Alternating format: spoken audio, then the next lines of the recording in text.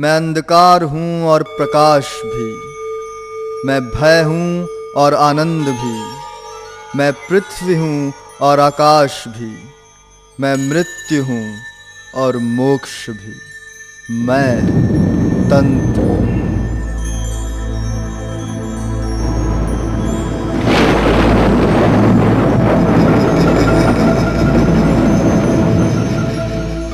ब्रह्मांड में स्थित पृथ्वी ग्रह में मानव द्वारा सृजित अब तक की सभी विद्याओं के रहस्य आधुनिक विज्ञान सुलझाता रहा है, परंतु भारतवर्ष में पौराणिक काल में गढ़ी गई कुछ विद्याएं आज के विज्ञान की परिधि से अब भी बाहर हैं। इन्हीं में से एक है तंत्र।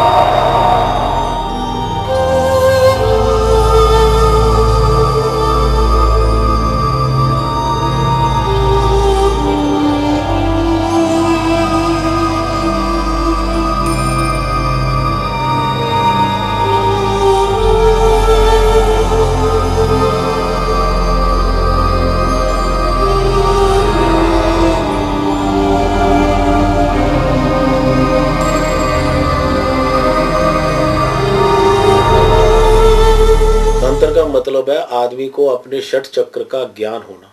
षट चक्र से अर्थ है शरीर के 6 रचनाओं का पता हो कि हमारा शरीर किस तरह से चेतन होगा, और कुछ विशिष्ट शक्तियों को प्राप्त कर लेना। अनमना, लग्मना, प्रकमा, गर्मिना, यानी कि छोटा हो जाना, बड़ा हो जाना, गायब हो जाना, दृश्य हो जाना, पानी पर चलना, अग्नि से न जलना, ये सब शक्तियाँ इसलिए दी जाती थी ताकि ये तंत्र के रास्ते से प्राप्त होती हैं। ये इसलिए बताई जाती थी ताकि भगवान की प्राप्ति में आई हुई बाधाओं को हम लांघ सके। तंत्र एक ऐसी विधा है जो हमें दी गई है बड़ी जल्दी अपने आप को उस परम पिता परमेश्वर से मिलाने की, उसमें समाहित होने की, उसका साकार रूप से, निराकार रूप से दर्शन करने की। पौराणिक आख्यानों के अनुसार तंत्र विद्या का उद्भव सृष्टि संहारक भगवान शिव के मुख से हुआ था। उन्होंने पार्वती को इस विद्या में पारंगत किया। फिर श्रुत परंपरा से यह विद्या युग से युग तक हस्तांतरित होती गई।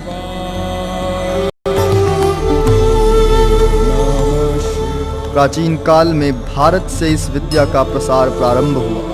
विश्व के विभिन्न धर्मों तथा समुदायों ने इस जटिल शास्त्र के अनुष्ठानों को अलग अलग रूप में अपनाया।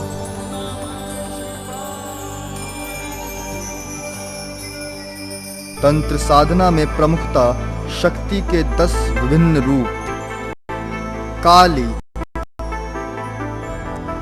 तारा, षोडशी, छिन्नमस्ता, त्रिपुर भैरवी, धूमावती, पगलामुखी, मातंगी, भुवनेश्वरी एवं कमला आराध्य हैं। इनके अतिरिक्त शिव, गणेश, विष्णु, भैरव तथा हनुमान की आराधना की जाती है। तंत्र चलता ही नारी से है, नारी शक्ति। नारी को शक्ति स्वरूपा कहा गया है, और बिना शक्ति के कोई भी तंत्र नहीं चल सकता, क्योंकि 2 ही बिंदु हैं, एक पुरुष, एक प्रकृति। प्रकृति ही जन्मदात्री है, तो बिना प्रकृति के कुछ नहीं चलता। तो नारी जो है वो प्रकृति ही है, नारी कोई अलग नहीं है। नारी नर का ही एक स्वरूप है, और नर और नारी जब तक एक ना हो सृष्टि आगे नहीं बढ़ेगी। इसलिए तंत्र में सबसे ज़्यादा महत्ता शक्ति को दी गई।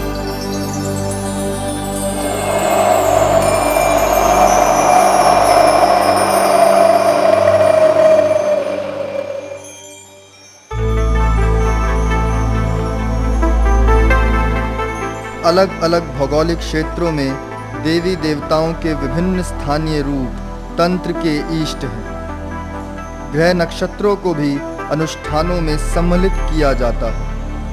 आराधनाओं से कुछ निहित सिद्धियां प्राप्त होती हैं।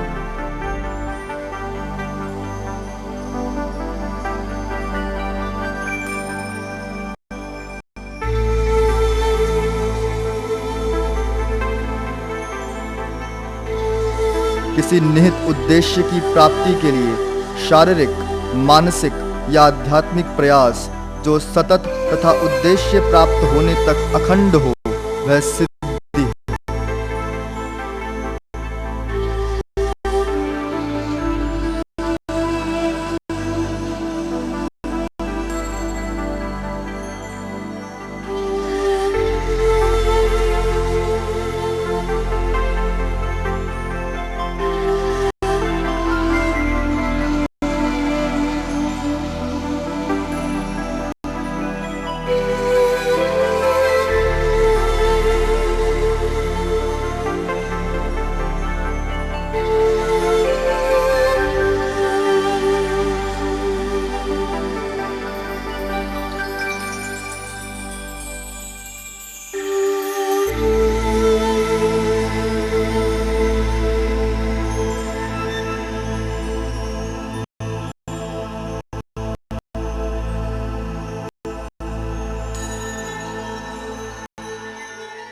शरीर के अंगों को विशेष विधि से मोड़कर उस भगवती को अपने साधनों का प्रयोग करना, जिसे मत्स्य मुद्रा है, उसके बाद हमारी योनि मुद्रा है, कई प्रकार धेनु मुद्रा है, तो ढेरों प्रकार की मुद्राएं होती हैं जिससे शरीर को उसको प्रकट किया जाता है।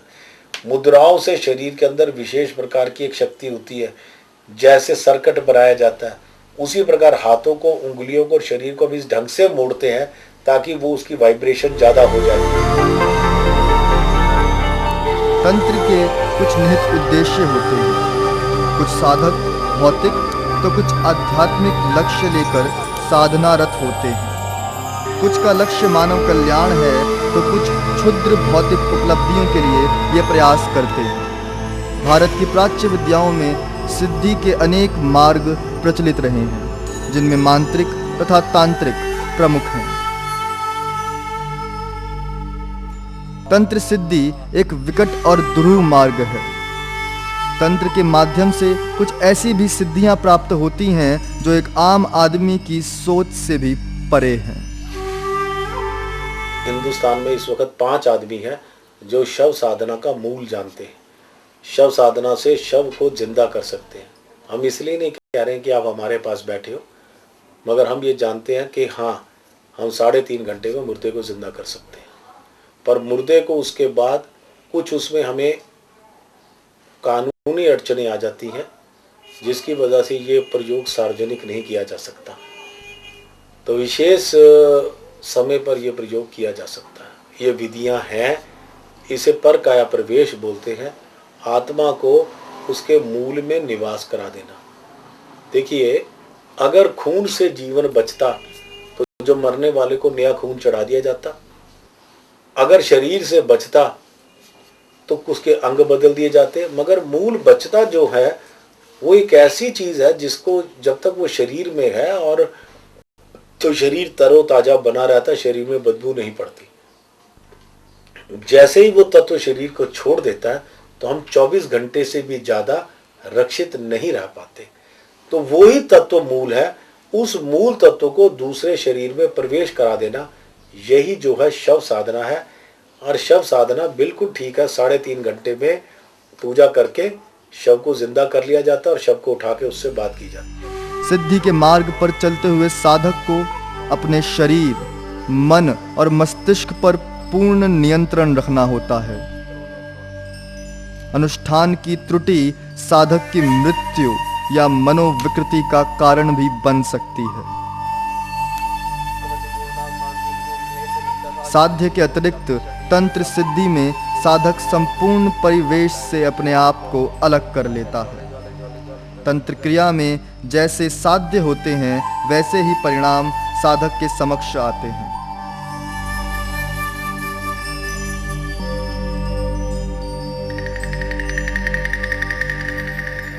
क्षुद्र स्वार्थों के लिए की गई साधना का परिणाम घातक भी हो सकता है। प्रण मंत्र का जो उपयोग है वो है कि हमारे अंदर जो काम, क्रोध, मद, लोभ, मोह है, जो हमारे शत्रु हैं, उनको मारने के लिए बनाया गया था। वो उनके लिए नहीं बनाया गया था कि किसी आदमी को मार दें हम। ये ऐसा है just like a tablet of diazepam. Diazepam दी जाती है जो दिमाग से थका हुआ हो, नींद ना आ रही हो, वो हो रहा हो, उसको दी जाती है। डॉक्टर कहते हैं डायज़ापाम खा लो आप, और आप स्वस्थ मस्तिष्क हैं, सब कुछ, आप नशे के लिए उसको खा रहे हैं।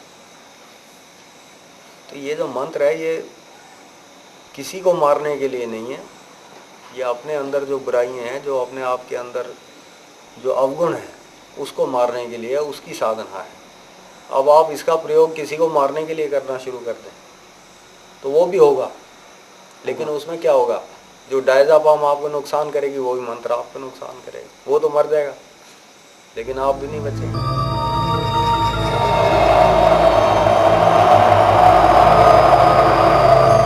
तंत्र के साथ विडंबना यह है कि लोभी, स्वार्थी तत्वों के चलते इस विद्या का अनुचित लक्ष्यों के लिए प्रयोग प्रारंभ हो गया है। मैं तो ये नहीं समझता कि गलत हाथों में पड़ गई है, लेकिन लोगों ने इसका गलत इस्तेमाल करना शुरू कर दिया। शिव के मुख से विश्व को तंत्र ज्ञान पृथ्वी, अंतरिक्ष तथा चराचर के कल्याण हेतु प्राप्त हुआ था, परंतु यह विद्या आज ढोंग और पाखंड के जाल में फंसकर अपनी शुचिता खोती जा रही है।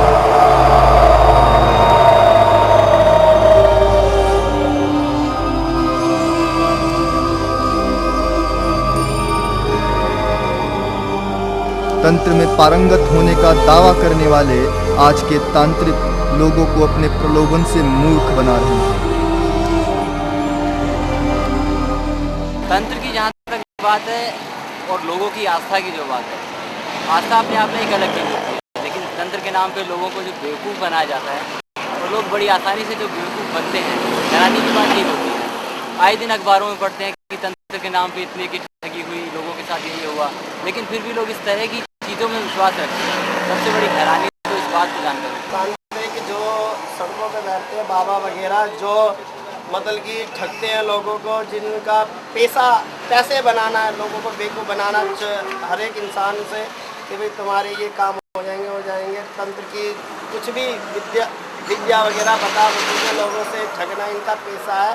तंत्र मंत्र तो कुछ नहीं है, सब लोग हैं, खाली एक तो पब्लिक को लूटते हैं। तंत्र एक क्रिया है, मंत्र शब्द उच्चारण है, और जब इन दोनों का मिलाप होता है तब एक सिद्धि प्राप्त होती है, जिसका लोग आजकल गलत इस्तेमाल कर रहे हैं। लोगों को लूटने में, अपना घर भरने में पाखंड रचा रहे हैं। सबके पास अधकचरे ज्ञान है, कोई इसके बारे में पूरी तरह नहीं जानता। ये सिर्फ अपनी दुकानें खोल के बैठे हैं, भोली भाली औरतों को बेवकूफ़ बनाना ही इनका काम है। तंत्र के वास्तविक ज्ञानी लोभ मुक्त होते हैं, अतः उनका एवं उनकी विद्या का प्रचार नहीं हो पाता।